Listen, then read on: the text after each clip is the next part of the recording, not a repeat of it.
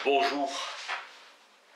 George Edward Moore, Principia Ethica, publié en 1903, texte fondateur de la philosophie morale du XXe siècle.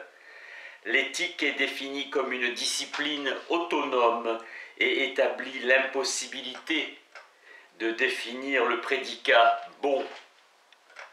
Il n'existe aucun équivalent naturel au bien, sophisme naturaliste.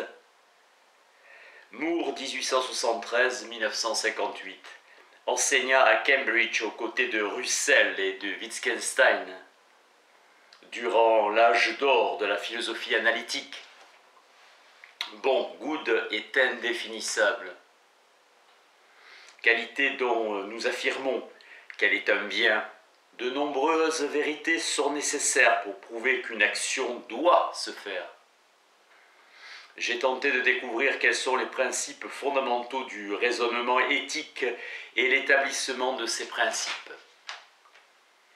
Bon n'est ni naturel ni métaphysique. Identifier bon à une proposition naturelle aboutit au remplacement de l'éthique par l'une des sciences naturelles en incluant la psychologie. Aucune propriété ne peut être intrinsèque au sens qui est le mien. Le jugement éthique a pour point commun de porter sur la question de la conduite, examen de la conduite humaine. La bonne conduite est une notion complexe. La casuistique constitue une partie de l'idéal de la science éthique. Par bien et son contraire le mal sont les seuls objets de pensée propres à l'éthique. Le faux conduit à des conclusions fausses. On peut définir le bien, mais nous ne pouvons définir le bien en soi. Inutile de faire, comme Herbert Spencer, que davantage de plaisir coïncide avec davantage de vie, sauf si bien signifie autre chose que vie ou plaisir. Bentham suggère, selon Sidgwick, que le mot juste, right, signifie qui conduit au bonheur général. Le juste convient aux actions conduisant à l'obtention de ce qui est bien, moyen en vue de cet idéal et non comme des fins en soi. Recours à un sophisme car l'éthique a pour fonction d'obtenir des résultats vrais et de leur trouver des raisons valides. L'objet de l'éthique est le savoir et non la pratique. Chaque fois que nous jugeons une chose bonne en tant que moyen, nous portons un jugement quant à ses relations de causalité. Nous jugeons qu'elle aura un effet et que cet effet sera bon en soi. Nous avons besoin de savoir qu'une action donnée produira certains effets, quelles que soient les circonstances dans lesquelles cette action se produit. Aucun ne sera universellement vrai et beaucoup des jugements seront faux. Bien en tant que moyen, la chose est un moyen en vue d'un bien et aura de bons effets. Sinon bien en tant que fin ou la chose à elle-même, la propriété, c'est une différence. La valeur d'un tel ensemble n'est absolument pas en rapport avec la somme des valeurs de ses parties. Il ne peut y avoir de valeur intrinsèque en dehors de la possession d'une certaine propriété naturelle unique, autre que le plaisir. Par sain, nous impliquons communément bon. La santé, étant un bien, ne prouve pas quand on utilise ce mot pour désigner quelque chose de normal, est également un bien. Peut-être la vie vaut-elle d'être vécue pour la seule raison qu'elle nous permet d'étudier la métaphysique, qu'elle a à cette fin un moyen nécessaire. Lucien, considérant cet argument emprunté à la nature comme un sophisme, soutenir qu'une chose est bonne parce qu'elle est naturelle ou mauvaise parce qu'elle ne l'est pas est certainement un sophisme. Darwin a formulé une hypothèse strictement biologique quant à la façon dont certaines formes de la vie animale se sont établies, d'autres éteintes.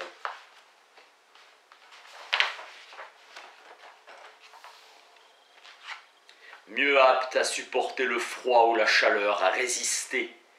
Tout ce que nous lui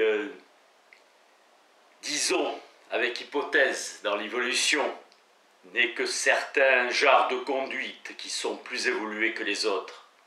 Plus évolués pour cette raison, meilleurs. Spencer est en éthique non plus un évolutionniste, mais un hédoniste.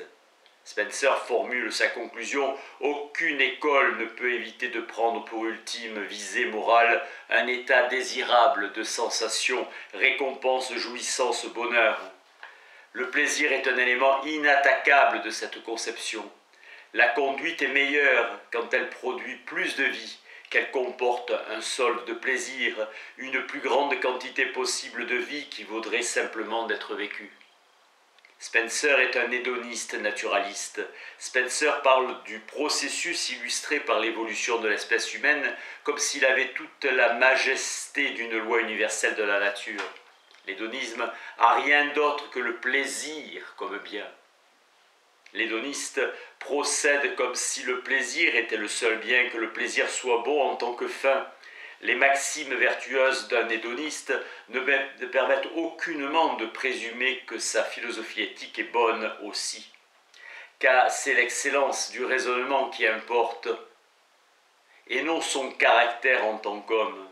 Aristippe, un disciple de Socrate et de l'école cyrénaïque dont il était le fondateur, pensait aussi que la vie soit bonne, que comme moyen en vue du plaisir. Vie, nature, beauté. Chez Mill et l'utilitarisme, c'est le plaisir qui est la seule chose poursuivie. Le plaisir et la liberté à l'égard de la douleur sont les seules choses que l'on peut désirer comme fin. Mill soutient que le bonheur est désirable et la seule chose désirable en tant que fin, les autres étant que moyens en vue de cette fin. En fait, un objet est visible si on le voit et audible si on l'entend, et le bonheur est désirable dans la mesure où on le croit désirable. Naïveté de Mill qui utilise un sophisme naturaliste. L'étape importante pour l'éthique est celle qui prétend prouver que bon signifie désirer. Mais désirable ne signifie pas ce qui peut être désiré. Le désirable désigne simplement ce qui doit être désiré ou mérite d'être désiré, comme le détestable ce qui doit être détesté et le condamnable ce qui doit être condamné. Désirable signifie en vérité ce qu'il est bon de désirer. La question est de savoir ce que l'on signifie par désir et par l'objet du désir. État d'esprit dans lequel l'idée d'un objet ou d'un événement qui n'existe pas encore se présente à nous.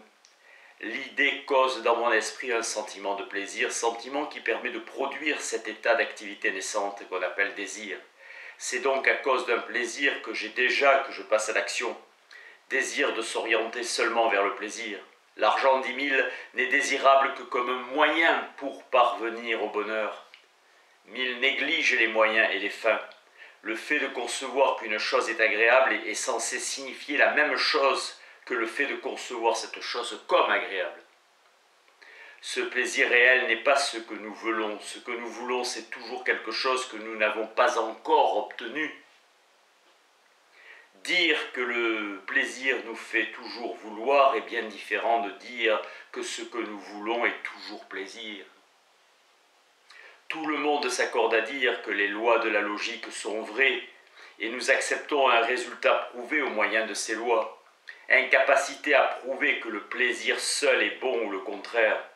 Ma thèse est que le bien est indéfinissable et que le fait de le nier contient un sophisme car le nier entraîne des contradictions. Sidgwick a eu la sagesse de rejeter la doctrine de la différence de qualité dans les plaisirs. Mill dira qu'un plaisir est préféré à un autre selon les circonstances qu'on en a connu les deux, quand on a connu les deux. Agréable et désirable sont pour lui une seule et même chose. C'est certainement l'excitation de quelque sens. Un plaisir est en réalité un terme trompeur. Mill émet l'idée que certains plaisirs sont supérieurs à d'autres en qualité. Il faut être d'accord alors avec Bentham qu'à quantité de plaisir égale, la poussette vaut bien la poésie. Conception contradictoire avec le principe hédoniste où seul le plaisir est bon en tant que fin. Si on affirme que la beauté est objective, on veut dire qu'il existe une norme de la beauté qui est valable pour tous les esprits, et non qu'elle existe en tant que beauté en dehors d'une relation à un esprit. Les biens sont recherchés par les hommes que dans la mesure où ils conduisent au bonheur ou à la perfection, à l'excellence de l'existence humaine.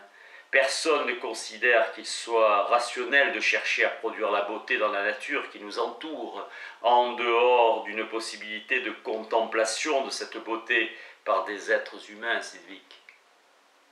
Le beau monde est en soi meilleur que le laid. Les éléments constitutifs d'un bien idéal sont diversement producteurs de plaisir. Seul le plaisir est un bien pour lui-même. La connaissance de la vérité n'est bonne qu'en tant qu'elle est un moyen en vue du plaisir. La conscience du plaisir vaut plus que le plaisir. Le plaisir est un bon critère de la bonne action. En tant que forme de l'hédonisme, l'égoïsme et la doctrine qui affirme que chacun de nous doit avoir comme fin ultime de rechercher son plus grand bonheur. L'altruisme peut désigner la théorie selon laquelle nous devrions toujours avoir le devoir de viser le bonheur des autres pour motif que c'est là le meilleur moyen d'assurer le nôtre autant que le leur. Un égoïste considère que son plus grand bonheur est sa fin ultime. Et la fin ultime. En métaphysique, la manifestation de l'éternel n'est pas la réalité de l'éternel. On a pris l'habitude depuis l'époque kantienne d'affirmer que la connaissance, la volonté et le sentiment sont trois attitudes fondamentalement distinctes de l'esprit vis-à-vis de la réalité. Ce sont trois modes d'expérience distincts. Considérer une chose comme bonne et la vouloir sont en fait identiques. La métaphysique a une incidence sur l'éthique pratique. Quel est mon devoir? J'ai l'obligation morale d'accomplir cette action, respect universel d'une règle qui est généralement utile à de nombreux cas. Les vertus sont des dispositions habituelles à accomplir des actions qui sont des devoirs. Ce qui est vertu ou devoir dans un état de la société peut ne pas l'être dans un autre. L'éthique du christianisme se distingue de celle de Platon en ce qu'elle insiste sur la valeur d'un motif particulier, celui qui consiste en l'émotion suscitée par l'idée non des conséquences intrinsèquement bonnes de l'action en question, ni même de l'action elle-même, mais par l'idée de son caractère de bonne action. Idée d'une rectitude abstraite constitue le sentiment spécifiquement moral ou conscience morale. Affirmer qu'une action est un devoir, c'est affirmer qu'elle est ce type d'action possible qui produira toujours de meilleurs résultats qu'un autre qu'il faudrait définir, le beau comme ce dont la contemplation admirative est un bien en soi. Affirmer qu'une chose est belle, c'est affirmer que la connaissance de cette chose est dotée d'une valeur intrinsèque pour obtenir une réponse correcte à la question « Qu'est-ce qui est bon en soi ?» Il nous faut considérer quelle valeur auraient les choses si elles existaient absolument par elles-mêmes.